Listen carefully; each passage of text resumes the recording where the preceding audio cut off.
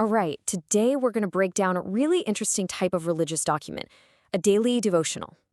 Now, our goal here isn't to get into a theological debate. Instead, we're going to look at its structure, how it's built, what it's designed to do, and the journey it takes you on, from a simple thought for the day all the way to a coordinated global mission.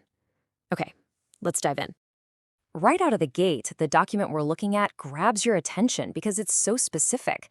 It's not just for any day. It's dated for a future Sunday, November 23rd, 2025, and it's got this powerful prophetic theme, freedom from the oppressors. So this sets the stage immediately. This isn't just a random reading. It's framed as a message that's both timely and urgent. So here's our game plan for breaking this down. First, we'll look at the format itself, what the source actually calls a daily spiritual banquet. Then, we'll dig into the core theme for this specific day. After that, we'll see how it shifts from just a belief into a very practical daily action plan. And finally, we'll zoom out and see how this very personal document connects to a much, much bigger global mission. Okay, let's start with the structure. Why is it delivered in this short daily format? What's the whole point behind designing it this way? Well, it's what's known as a daily devotional. The source itself poetically calls it a daily banquet. And the strategy here is really all about consistency and building a habit. By giving you a spiritual meal every single day, it weaves its message right into your daily routine. The idea is to make faith an active daily practice, not just something you think about once a week.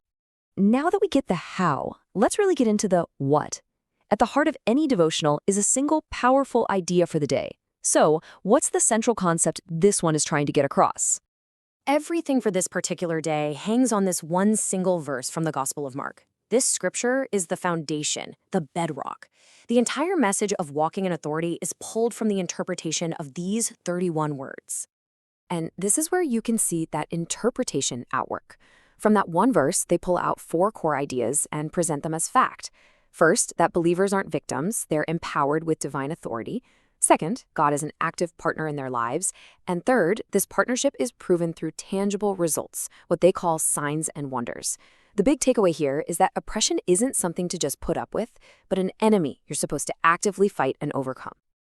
This is where the document makes a really critical turn. It doesn't just leave you with an idea to think about. It immediately answers the question, okay, so what am I supposed to do with this information? This whole section is about turning that belief into actual behavior. And look how simple they make it. It's basically a 3-step instruction manual. It's not a suggestion, it's a practice.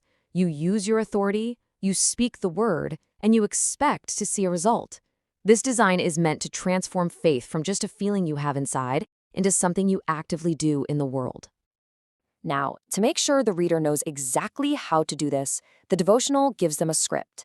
This model prayer is basically a pre-written declaration, and think about the psychology of that. It completely removes any doubt or uncertainty. You don't have to struggle to find the right words. They give you a tool that's designed to build your confidence and make sure you're making the correct declaration. Well, there isn't just one prayer here, there are 2, and they each have a totally different purpose. The first one, which we just saw, is for the existing believer to use their authority. The second one, the prayer of salvation, is actually an evangelism tool. It's a script for someone who's outside the faith, and it's designed to be a really clear, simple path to join the community. And that evangelism tool, well, that brings us to our final section, where the whole focus just expands dramatically.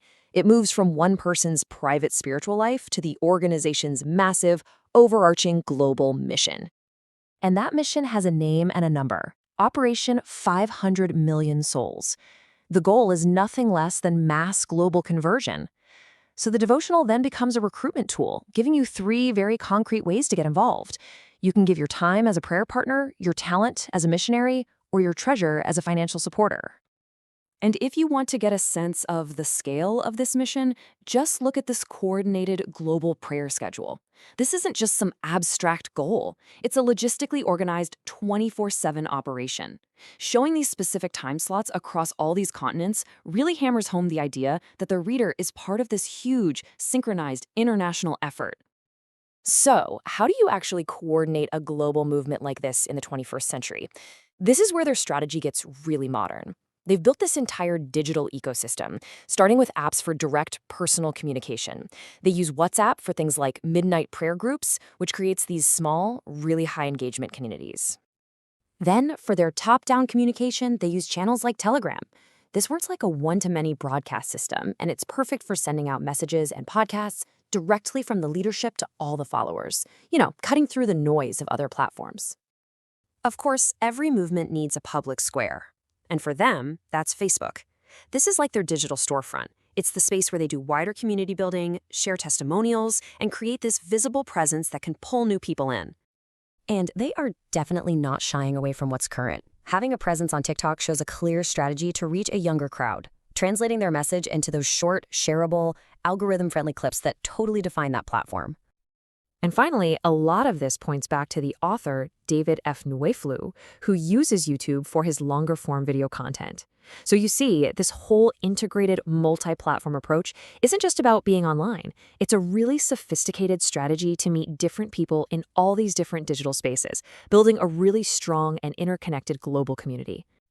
And after all the teaching, all the instructions, and all the mission building, the entire devotional lands on this one final penetrating question. It brings everything right back to the individual reader and challenges them personally. It's really the ultimate call to action, framing this whole daily practice as preparation for one single climactic event in the future. Good day, beloved. Thank you for watching. If this kingdom message has blessed you, please like, comment, and share with someone today. Stay connected with God's servant David Felix Nwefulu by subscribing for more daily kingdom inspirations and turn on your notification button so you do not miss a word that strengthens your faith. God bless you.